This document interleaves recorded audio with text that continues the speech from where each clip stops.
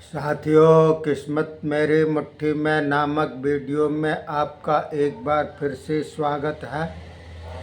साथियों, इस संपूर्ण दुनिया में ब्रह्मांड में सिर्फ एक ही न्यायकारी है और वह है ईश्वर। ईश्वर के अलावा कोई भी न्यायकारी नहीं है। जितना न्यायकारी वो है, सबके साथ में न्याय करता है, किसी के साथ में अन्याय नहीं करता है। फिर भी लोग बाग उसके ऊपर कभी कभी लांछन लगा देते हैं, अज्ञानतावश दुखी हो करके। कोई भी आदमी पापी हो या पुण्य आत्मा हो या कोई वैरागी हो या कोई बहुत ज़्यादा महात्मा हो, सबके साथ वह न्याय करता है और सबको एक समान देखता है। बचपन भी उसका नंगेपन में होता है, कोई वस्त्र आभूषण नहीं होते हैं, नंगा ही पैदा होता है। और फिर जवानी होती है, फिर बुढ़ापा होता है, इसके बाद में उसकी मृत्यु हो जाती है।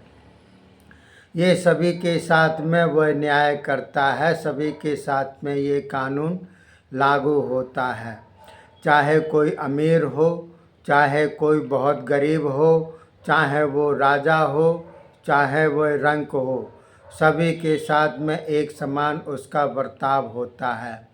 आपने देखा होगा कि बहुत से ऐसे होते हैं कि जन्म से ही वह पुण्य लेकर के आते हैं, बहुत सी आत्माएं, और जन्म लेते ही जहाँ पर वो जन्म लेती हैं उसका वातावरण उसके अनुकूल हो जाता है, संपूर्ण प्रकृति उसके अनुकूल हो जाती है, और जिस घर में जन्म लेते हैं उसके बारे न्यारे हो जाते हैं, अर्थात उसके अच्छे दिन शुरू हो जाते हैं।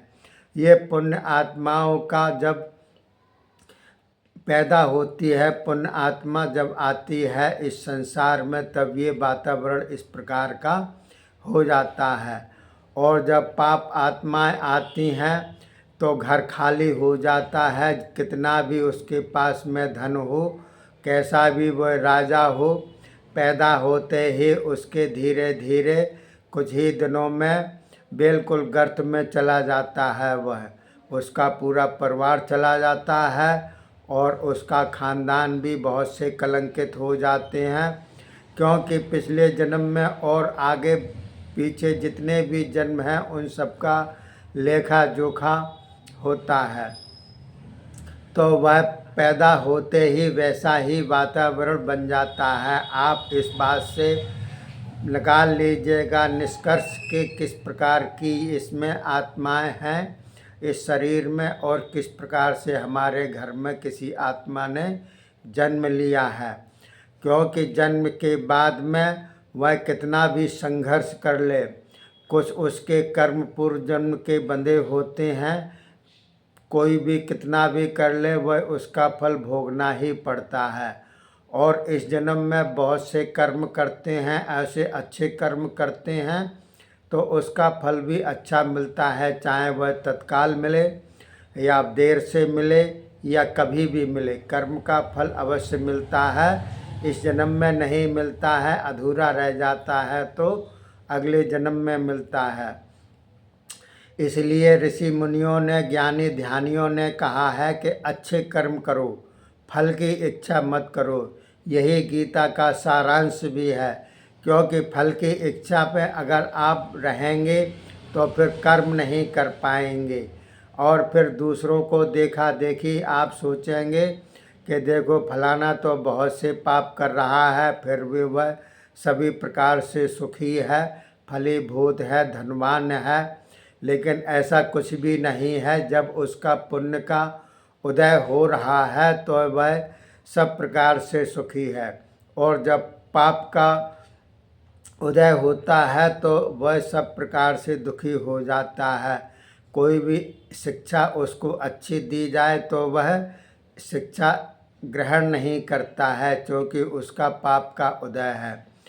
और अगर कोई पुण्य आत्मा है और वह पाप कर रही है तो इसका मतलब यह है कि उसका पुण्य क्षीण हो रहा है।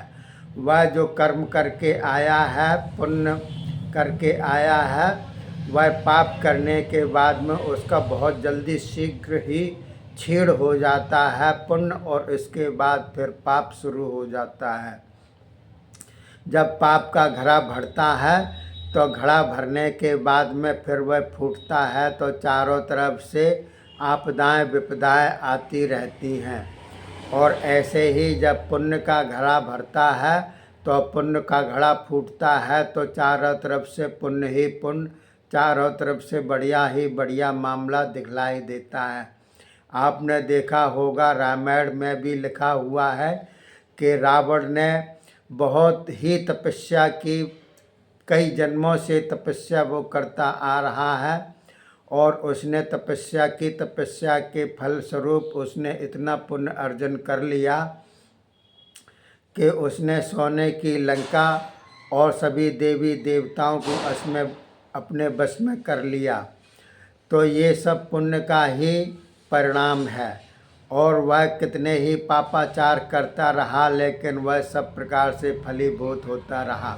लेकिन जब पाप का घड़ा भर गया, पुण्य बिल्कुल क्षीण हो गया, तो आप देख लीजिएगा कि उसके खानदान में एक दिया जलाने वाला भी नहीं बचा, सबका सब सर्वनाश हो गया।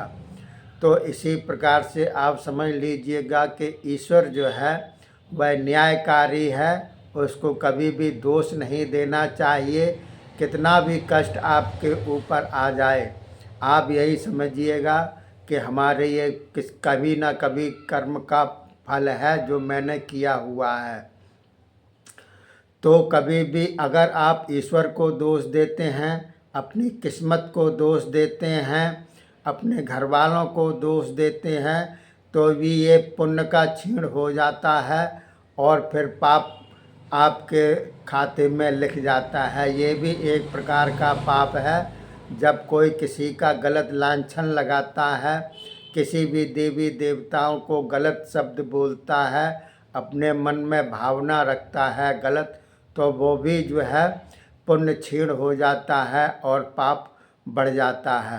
तो कभी भी किसी भी रूप में किसी भी गरीब को सताना नहीं चाहिए, किसी भी महात्मा की, किसी भी पूज्य पुरुष की बद्दुआएं नहीं लेना चाहिए, क्योंकि इस प्रकार से करने पर आपका जीवन कलंकित हो जाएगा और आप कभी भी भविष्य में दुखी हो सकते हैं, किसी भी प्रकार से दुखी हो सकते हैं।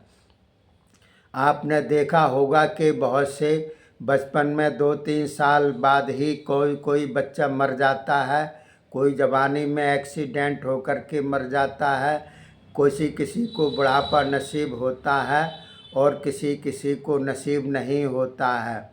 तो ये सब भाग्य का फल है, कर्म का फल है, जो कि भाग्य के रूप में आता है। लोग वाग करके आते हैं पिछले जन्म में कर्म गलत, तो वो भोगते हैं, और अच्छे कर्म करके आते हैं तो अच्छा फल भोगते हैं। अगर आप अच्छा फल भोगना चाहते हैं तो अच्छे कर्म कीजिए। कितना भी कष्ट आए, कैसा भी कष्ट आए, आप मर्यादित रहिएगा और मर्यादा के अंतर्गत काम करिएगा। जिसका कुछ देना हो लेना हो, बिल्कुल ईमानदारी से मन से आप करिएगा। आपने देखा होगा रामायण में कि राम के ऊपर कितनी भी विपदाएं आईं, लेकिन उन्होंने कभी भी मर्यादा का उल्लंघन नहीं किया, हमेशा मर्यादित रहे, इसीलिए उनको मर्यादा पुरुषोत्तम राम कहते हैं। तो राम हो, मर्यादित पुरुषोत्तम राम हो, चाहे श्री कृष्ण हो, कोई भी हो, जन्म और मृत्यु सबकी होती है, कोई इससे बचा नहीं है, क्योंकि ईश्वर न्यायकारी है, सभी को चांस देता है, एक बार चांस देता है। उस समय अगर आप अच्छे कर्म करते हैं तो बढ़िया है, खराब कर्म करते हैं तो भी उसका फल है, लेकिन उस ईश्वर की तरफ से सबको चांस मिलता है। उसके प्रति कोई भी भेदभाव नहीं है, उसके लिए सभी समान हैं, कोई भी ना छोटा है ना बड़ा है, ना उसके लिए कोई पक्षपात करने का हिसाब किताब है। बिल्कुल न्यायकारी है। इसलिए इस ब्रह्मांड में सिर्फ वही एक न्यायकारी है। उसके पास ना किसी की अदालत चलती है, ना कोई वकील चलता है, ना रुपया पैसा चलता है, कुछ भी नहीं चलता है। सब यहीं का कर्म यहीं पर भोगना पड़ता है। तो आशा है आप हमारे वीडियो के माध्यम से अपने मार्ग को प्रशस्त करेंगे और अपना मार्ग स्वयं ही अपनाएंगे। जो भी पूज्य हैं उनको पूज्य की दृष्टि से, जो भी पाप है उनको पापी की दृष्टि से उनसे अलग रहिएगा। आपका जैसा चरित्र आप बनाना चाहते हैं ये आपके ऊपर निर्भर करता है। इसीलिए कहते हैं कि किस्मत जो होती है अपनी मुट्ठी में होती है सबकी। कोई भी किसी भी प्रकार से ऊपर से लिखा करके नहीं लाता है, सब यहीं भोगना पड़ता है। पिछले कर्म का फल यहाँ भोगना पड़ता है। आगे का भविष्य, आगे का जन्म उसी कर्म के ऊपर निर्धारित होता है। तो देखिए साथियों, आप सजग हो जाइए, सतर्क हो जाइए। अगर आप अब तक कुछ ना कुछ गड़बड़ करते आए हैं तो आज से ही आप प्रायश्चित करके आगे का आप जीवन अपना सफल बना सकते हैं। इसके साथ ही अपने वीडियो को विराम देता हूँ। जय हिंद, जय भारत।